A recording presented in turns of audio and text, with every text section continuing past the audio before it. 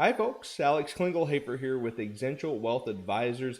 It's 6:32 here in the middle part of the country on Monday. Happy Monday to you, April 19th, 2021. Here's your morning jog around the economic headlines of the world. More than half of the U.S. population has now gotten at least one COVID vaccine shot. Good for you. Good for getting vaccinated. That's a huge number, right? We're starting to reach sort of herd immunity with vaccinations plus folks that have contracted COVID. A lot of folks are saying, hey, anti-vax folks are a large part of the population. The data is not really showing that. Continue to have about 4 million people a day vaccinated and really approaching that 70% key number for economic activity, really to restore life to normal. Crypto was down about 15% on Saturday night. Perhaps you were watching that Ben Askren, Jake Paul fight. Ben Askren, big crypto fan. Crypto assets. Remember, we told you last week, Dogecoin up 300%, maybe getting a little frothy. Well, of course, tweet came out that governmental bodies were investigating crypto being used in money laundering. Well, hey, wasn't that the original point of crypto? Right, when it first came out, you could buy drugs on the internet through Silk Road, buy guns, etc. It was untraceable. Well, anytime a negative, scary tweet comes out like that, you're going to see those assets falling when you're in a hot market.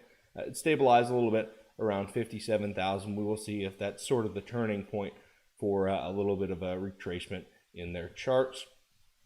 Oil is reverting back to sort of normalized 2019 through 2016 numbers.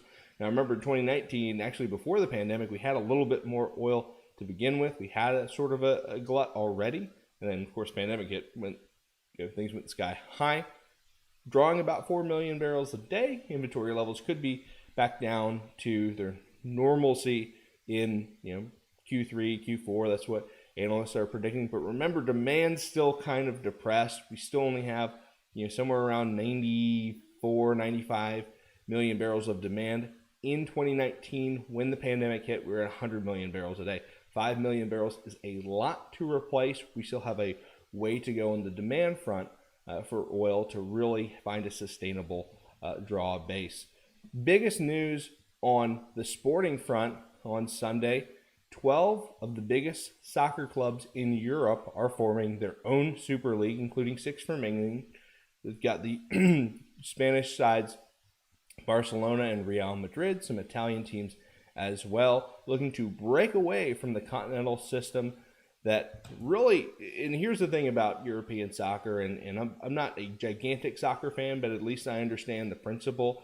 You can be the smallest team anywhere in the continent, work your way up and play with the big boys. It's all survival of the fittest. It's all competition. It's all, hey, if you win your games, you'll get to play in the biggest stages.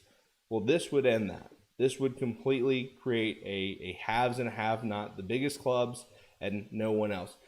Funnily enough, and I tweeted this earlier, the German clubs, Bayern Munich, Borussia Dortmund, RB Leipzig, they're not on board. They want to keep this sort of, hey, survival of the fittest, long term.